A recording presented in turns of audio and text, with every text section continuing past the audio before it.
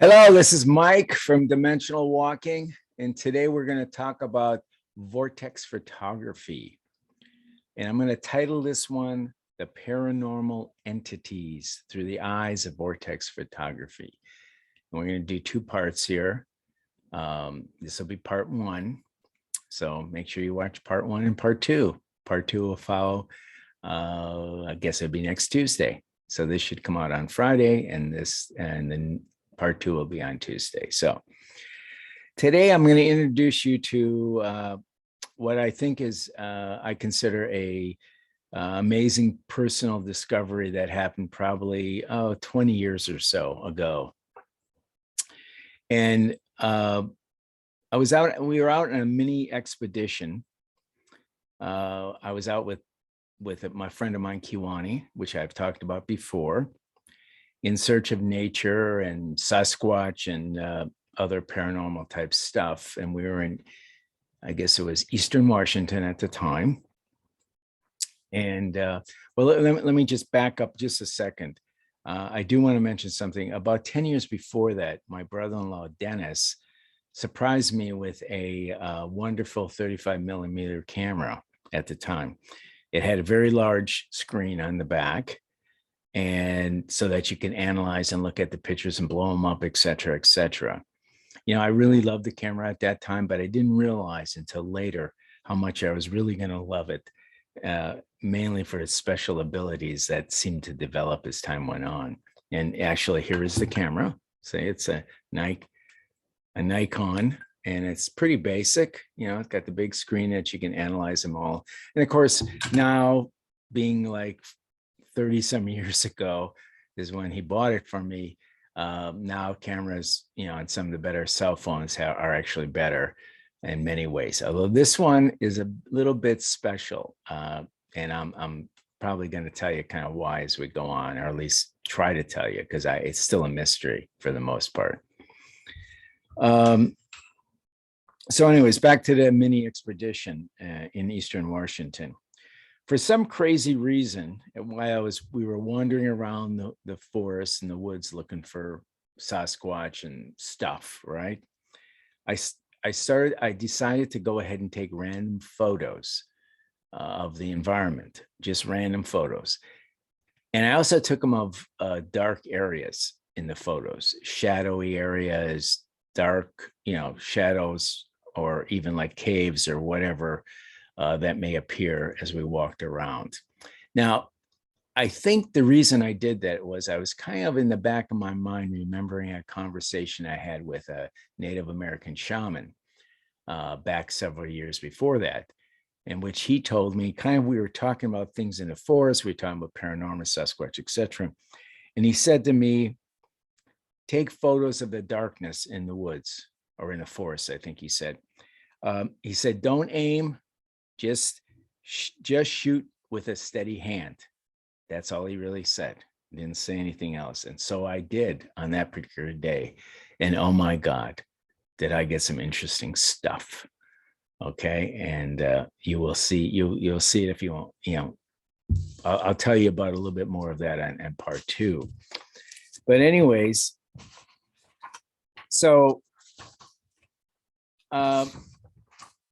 there were many, as time went on, there was many shots on this little mini expedition, and days and months and years later, as I kept on taking Vortex photography. You know, and many of the pictures were of forest people, including Sasquatch, dogmen, fairies, brownies, ghost dogs, human ghosts, and everything you can probably think of, except for that is paranormal, except for maybe a unicorn and a goat man. And I'm still hoping to get the goat man. Unicorn, I doubt it, unless it's like a deformed a deer or something that has, you know, a horn in the center of its head.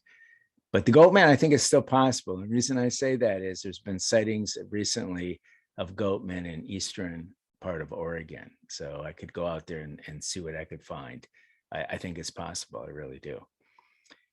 So let's talk a little bit of the technical part of this and kind of how you could do some vortex photography. And I generally say you will probably, if you keep after it, you will start getting some interesting photos.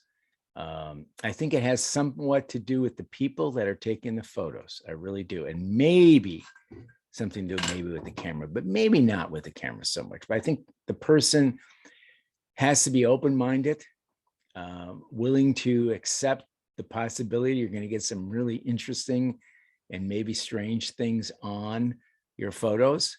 So I think that's really important. It's a lot to do with the mind. Okay. So you have to be, again, you're going to shoot random dark areas of the forest. You take steady, your hands need to be steady, of course, and you need to take several in that initial direction, whichever direction you're shooting at. Take several there and move on to another direction, okay? And I always leave the setting on the camera as normal, whatever it says in your camera. But anyways, it's just kind of the normal general photo session setting. So, but if you have other interesting settings that you can change it to, I would experiment a little bit, because you never know what may pop up, and one setting may really change what you see. So after you take your photos, that's as technical as it gets in taking these photos. So you just take one or two or three, and then you keep on going. Now, typically, I'll tell you that I take typically in a session 300 to 500 of them. Okay, 300 to 500, and then of course it takes a while to go back. But anyways, so then you need to kind of go into a quiet place, kind of I would say quiet, semi-dark area. Back if you're out in the woods, back in a camera, back in a tent, whatever. But you need to be able to focus on your screen. And of course, you need to be able to look at them where you can kind of, like in this camera, I told you it had the ability, it has a big screen on the back. It had the ability to blow things up and kind of scan them and look at them, etc. And that's quite important to do. So what you need to do is you'll blow up the photo. I mean, you look at the photo the way it is initially. You kind of scan through it. I usually go from left to right and then down, left to right, then down, left to right, until you get you've looked at the whole photo fairly carefully. If you see something that looks interesting or maybe paranormal, maybe strange, whatever, something on that photo that doesn't seem to be normal, you want to go back to that point and you want to blow that up. You want to take a close look. And remember, most of these cameras, you can go and resave that section. And you may want to do that, because most of them, if you resave it, you can blow it back up again and look closer. Now, I will tell you this, don't look too close, because a lot of times it's distorted. Okay, you want to, if there's some kind of a sweet spot you want to look for, and that's what you do. And let me tell you this, if you don't see anything kind of the first pass through, don't overdo it. Don't waste your time, because you're probably, if you're like me, you're going to take a whole lot of these photos, and that's important. Volume is really important here. And if you don't see anything on that photo, delete it right away, because you don't want to have a huge accumulation on your phone or on your camera. Otherwise, it gets crazy, because you're really not going to go back. I mean, I try to do that sometimes. Say, oh, well, maybe I'll find something in here, I'll leave it. Usually I don't go back. So I always say, just delete it. It wasn't meant to be. There really wasn't nothing there. Just move on. And it's been successful for me that way. Okay. So after you go through, and let's just say, for instance, out of 300 or 500, you find maybe 20, and you very well could find 20 things on there. You could be, anything like I told you, could be any kind of little paranormal entity or whatever could be on there, and you see it. Okay. Those, of course, are keepers for you. And then what you need to do is you need to find somebody I call a photo view buddy. Okay. That is a person that has at least an open mind to the possibility. Okay. You really want to have somebody like that. Not saying that they're, gung-ho and they have a great imagination. You probably don't want that person either, because otherwise their mind will start creating stuff. You don't want that. You just want somebody that you feel has an open mind, but it be critical at the same time. So anyways, you let that person look at that particular one that you think is there is something on there. Don't tell them what it is. See if that person finds that particular item. Now, it's very possible that that person may also find some other things that you may look after they say, hey, did you see this or you see that? You may see those new things. Because that's happened many times to me. I show it to somebody. They might not see even my original thing, but they may see something else. And then I look and say, holy crap, I see it too. Or they may say, no, that's really not. And they may have a reason why. And I'm going to be honest with you, delete it. Okay, just delete it. Because for the most part, if at least two people don't kind of come to the same conclusion, chances are your mind may be working a little overtime. Okay. And there's no sense of it. If you want to go out and do this, you will find things. You really, really will. Okay. Now, another thing I would tell you, if you have access to somebody you trust that is a dowser that could maybe douse some vortex areas out in the woods, like Kiwani was a dowser, so he could actually douse some spots. Some of these photos that you will probably see next time around actually were from doused areas. Some are not. Doesn't mean you have to have a dowser. I'm just saying if you have a dowser, you're going to have a higher chance. Now, when I say you have a dowser, he doesn't have to come with you. He can give you a map. You can give him a map and tell him to douse it. And you tell him to douse it for a vortex, douse it for maybe some UFO things, douse it for Sasquatch, douse it for Dogman, whatever you want to tell them. And they typically will douse for whatever you ask for. If there's nothing on the map that you gave them, then, there's nothing on the map. You got another map with nothing on it.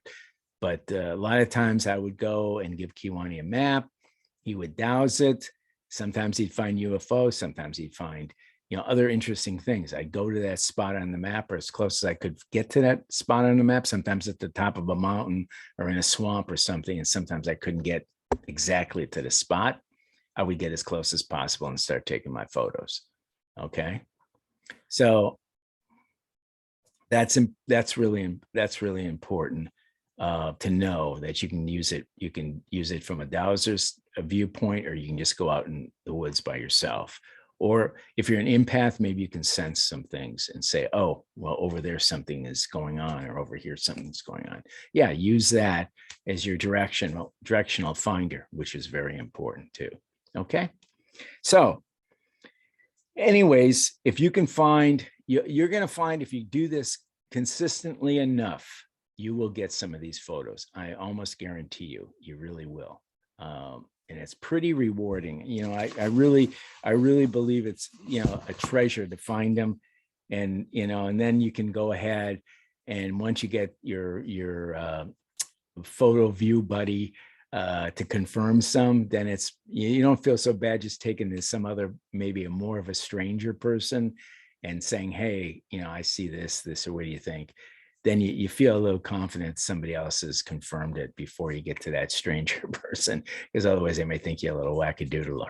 So anyways, so that's about it for today. I just want to kind of get you thinking about it.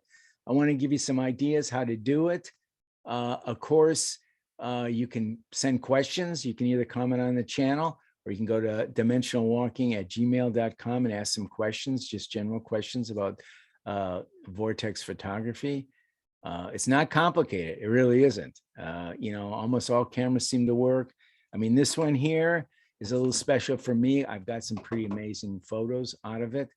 So I don't know if it's just me or the camera or a combination, but I really think almost everybody has the ability. So anyways, that's it for today. And please watch because I'm going to tell you where to go to see the photos and some comments about the photos that I've shot in the past. And a lot of them were in some of these mini expeditions I did with Kiwani. So anyways, if you like us, please like us, and please subscribe. We need our subscriptions, and happy trails until we meet again. Thanks a lot. Bye-bye.